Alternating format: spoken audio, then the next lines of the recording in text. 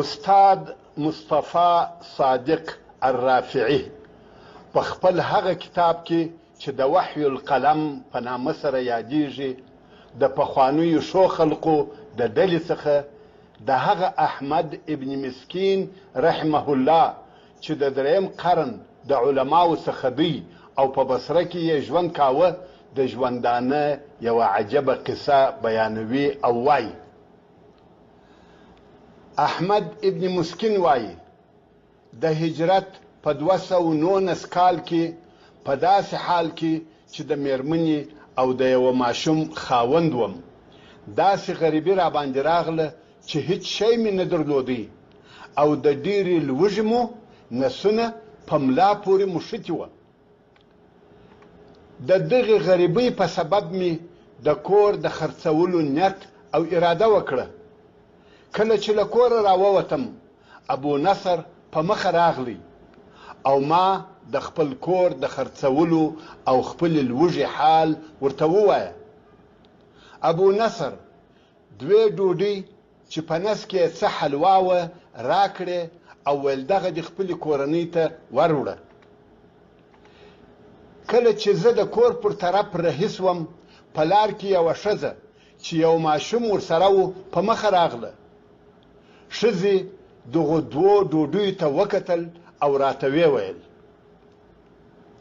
سړیه دغه ماشوم یتیم دی او وږی دی خو د لوږې طاقت هم نه لري. الله جل جلاله دې در باندې ورحمیږي که څه خواړه دته ورکړې.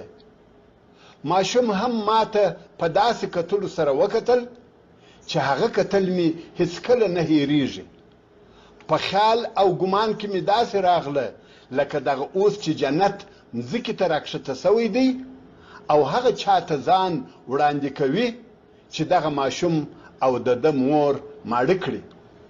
نو مې هغه زما د لاس خواړه هغې ښځې ته ورکړه او ورته ومې ویل واخله او خپل زوی دې په موړ کړه او په والله تر دغه زیات نور څه نه لرم او زما په خپل کور کې داسې څوک هم شته چې تر هر چا دغو خوړو ته اړ او محتاجه دي.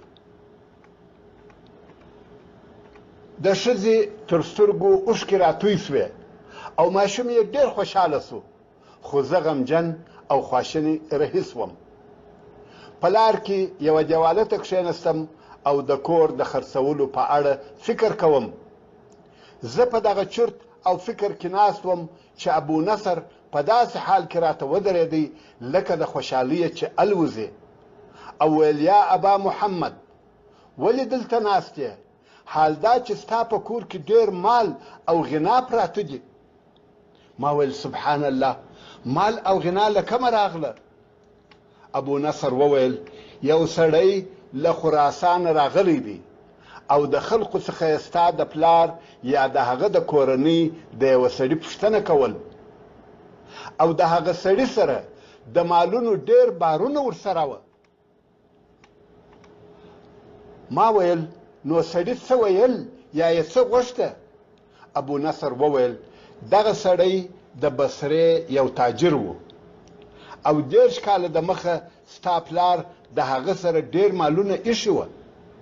څرنګه چې سړی مفلسه سو او مالونه یې د لاسه ووتل نو یې بصره پرېښول او خراسان ته ولاړی.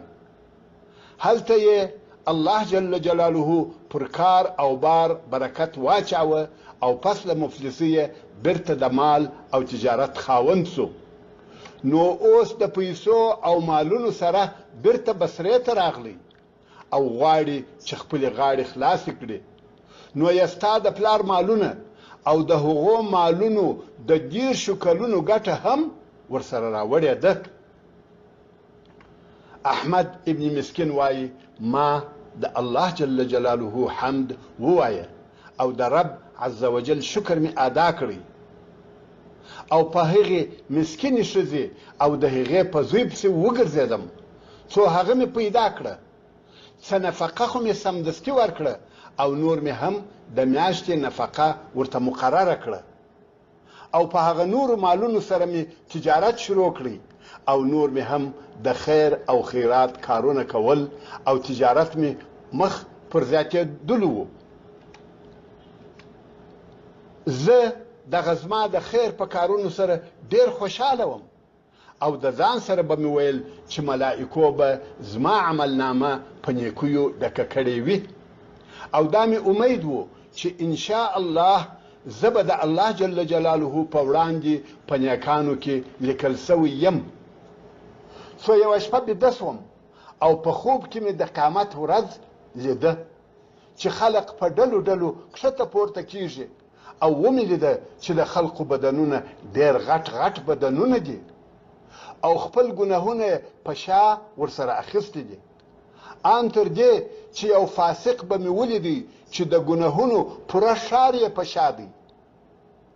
بیا د عملونو د تللو دپاره ترازوګان کښېښول سوه او زه زما د عملونو د تللو دپاره راوستل سوم. نو زما ګناهونه په یوه پله کې کښېښول سوه او د نیکیو دفترونه مې په بله پله کې کښېښول سوه. خو د نیکیو پله لوړه ولاړه او د ګناهونو پله پر درنه سوه. او بیا هغه زما نیکۍ چې ما کړې وې یوه یوه کتل کېده خو د هرې نیکۍ تر شا به د نفس یوه پټه غوښتنه پرته وه لکه ریا، غرور او دا چې خلق زما صفت وکړي. په ټولو نیکیو کې مې یوه نیکي هم پاکه او سالمه نه وه او ما هم هیڅ دلیل نه درلودی.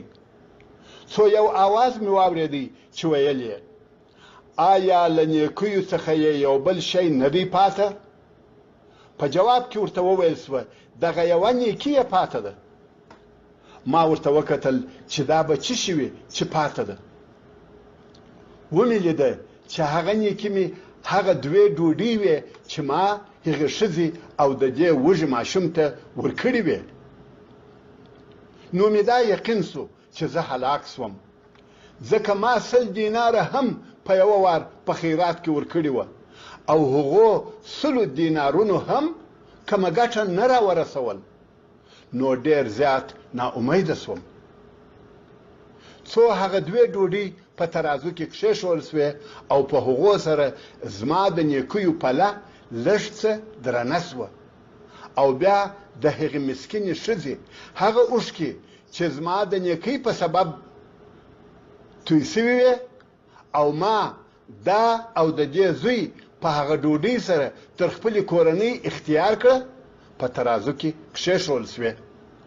ومې لیده چې ناڅاپه زما د نیکیو پله ډېره درنه سوه او نوره هم پسې کښته کېده. څو یو آواز مې واورېدی چې ویل یې سړی کامیابه سو. نو تاسې هم هیڅ نیکي لږ او خواره مه بولئ که څه هم یوه مسلمان ورور ته په ورین تندي وخاندئ او رسول الله صلی الله علیه و آله وسلم فرمایي اتقوا النار ولو بشق تمرة رواه البخاري.